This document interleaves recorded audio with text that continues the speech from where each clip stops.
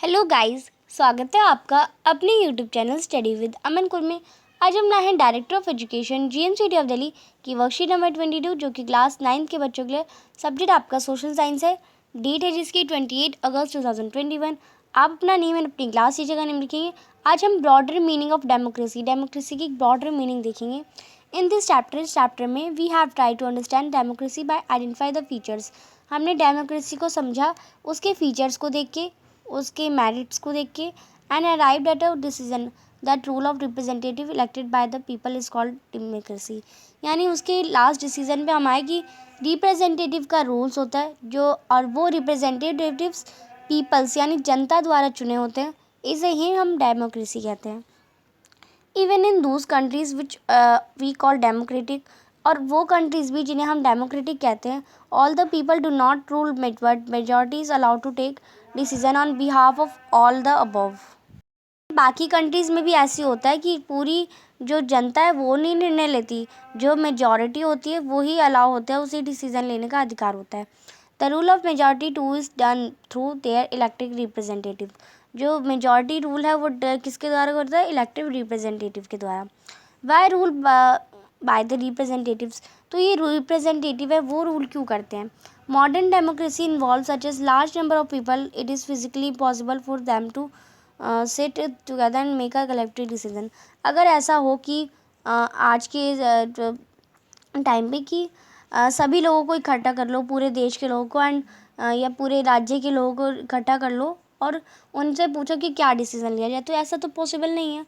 इसलिए, और क्योंकि इस डिसीज़न के पास टाइम भी नहीं होगा, इवन दे इट कुड, अगर वो कर भी लें, अगर इकट्ठा कर भी लें पूरे राज्य के लोगों को, तो ना किसी के पास टाइम होगा, ना वो उतना सुन पाएंगे पूरी बात, और the desire skill part in direction, और डिसीज़न भी नहीं लिया जाएगा। इसलिए मेजॉरिटी यानी रिप्रेजेंटेटिव्स को अधिकार है रूल करने का। डेमोक्रेसी या डेमोक्रेटिक डिफरेंट लेवल, जो डेमोक्रेसी है वो डिफरेंट लेवल पे बता रखी है। आपको कुछ सोचना है। One leader decide everything in any party, क्या एक ही लीडर हर पार्टी में डिसीजन ले सकता है? नहीं ले सकता। Major decision in family is taken by the head of the family. आपको बताना है कि आपकी फैमिली में जो मेजर डिसीजन है, सबसे ज़्यादा डिसीजन कौन लेता है? कौन लेता है? या आप लेते हैं या पूरी आपकी फैमिली मेम्बर्स मिल के लेते हैं, या आपके फादर लेते हैं? कुछ जो लेते हैं आप वो लिख लेंगे। Teacher allow student to speak and ask question in the class. Teacher को अलाउ करना चाहिए कि स्टूडेंट बोल सकें, क्वेश्चन पूछ सकें क्लास में। In reality a democratic decision involves consultation with the consent of all those who are affected by that decision. और रियल में डेमोक्रेटिक डिसीजन जो होते हैं वो कंसेंट होते हैं, अफेक्ट हो जाते हैं डिसीजन से। Means those who are not powerful have the same importance, यानी जो पावरफुल नहीं भी है ना, उन्हें भी सेम इम्पॉर्टेंस मिल जाती है डिसीजन मेकिंग प्रोसेस में। And those who are powerful, और जिन पे पावरफुल है, यानी दोनों इक्वल है, यानी कमज़ोर व्यक्ति और पावरफुल व्यक्ति दोनों ही इक्वल हैं डेमोक्रेटिक डिसीजन लेने में। This is equally apply to a government और अ फैमिली और एनी ऑर्गेनाइजेशन, और ये इक्वली अप्लाई होता है गवर्नमेंट में, फैमिली में, और किसी भी ऑर्गेनाइजेशन में। Democracy and citizen, the decision making process should be democratic in ideal democracy. What we do as citizen can make a difference in making our country more और less democratic. यानी decision making process में जो हमारी country है वो democratic ideal democracy है। Citizen difference कर सकते हैं कंट्री में, लेस डेमोक्रेटिक में। This is the strength and weakness, और यही हमारी जो डेमोक्रेसी की स्ट्रेंथ भी है और यही वीकनेस भी है। The faith of the country depend not just on the what the rulers do. जो कंट्री का फेथ है वो इसी पे डिपेंड नहीं है कि रूलर्स क्या कर रहे हैं, but mainly on what we as citizen. Mainly किस पे है कि हम सिटीज़न क्या कर रहे हैं, हम लोग क्या कर रहे हैं।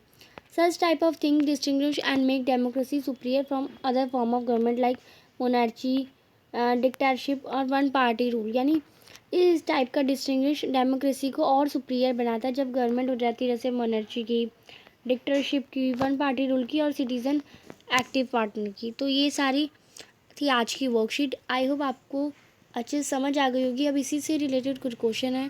क्वेश्चन नंबर 1 है, वो are the elected representative in democracy. तो डेमोक्रेसी में कौन इलेक्टेड रिप्रेजेंटेटिव होते हैं? तो आप इसका आंसर करेंगे इलेक्टेड रिप्रेजेंटेटिव, यानी in indirect democracy that people among themselves elect representative. यानी डेमोक्रेसी में जो पीपल होते हैं वो खुद ही अपना इलेक्टिव रिप्रेजेंटेटिव को ढूंढते हैं, वो would govern them for example, यानी जो उन्हें चला सके, गवर्न कर सके, यानी उनके रूल ले सके। जैसे MLA, MP, सरपंच, ये सारे क्या होते हैं, हमारे इलेक्टेड रिप्रेजेंटेटिव होते हैं। क्वेश्चन नंबर 2 है, why rule by the elected representative in democracy. तो इलेक्टेड रिप्रेजेंटेटिव ही रूल क्यों करते हैं डेमोक्रेसी में, तो आप इसका आंसर करेंगे this has been become necessary, है, ये ज़रूरी है क्योंकि modern democracy involve such large number of people that is physically impossible for them to sit. यानी जो मॉडर्न डेमोक्रेसी है वो उसमें बहुत सारे लोग हैं, बहुत ज़्यादा नंबर में लोग हैं, और उन्हें एक साथ बिठाना, टुगेदर बिठाना पॉसिबल ही नहीं है, इम्पॉसिबल है। और अगर एक बार हमने बिठा भी लिया, टेक अ कलेक्टिव डिसीजन, कि हम उनके साथ मिलकर एक कलेक्टिव डिसीजन ले रखे, इवन इफ दो गुड, यानी अगर हम कर लें, उन्हें बिठा लें, तो citizen does not have time, यानी लोगों के पास आज के टाइम पे इतना टाइम ही नहीं है। आज के समय पे लोगों के पास इतना समय ही नहीं है कि वो डिसीज़न लेने चले जाएं। द डिज़ायर और skill to take part in all decision, और वो डिज़ायर दें, अपनी स्किल दें, तो इनके इतना लोगों के पास टाइम नहीं है, इसलिए जो रिप्रेजेंटेटिव होते हैं वही डिसीज़न लेते हैं। क्वेश्चन नंबर 3 है, explain about the process of taking decision in democratic वे। आपको टेकिंग डिसीजन बताना है, प्रोसेस बतानी है डेमोक्रेटिक वे में, तो आप इसका आंसर करेंगे A democratic decision-making process involve consultation with and consent of all those who are affected by the decision.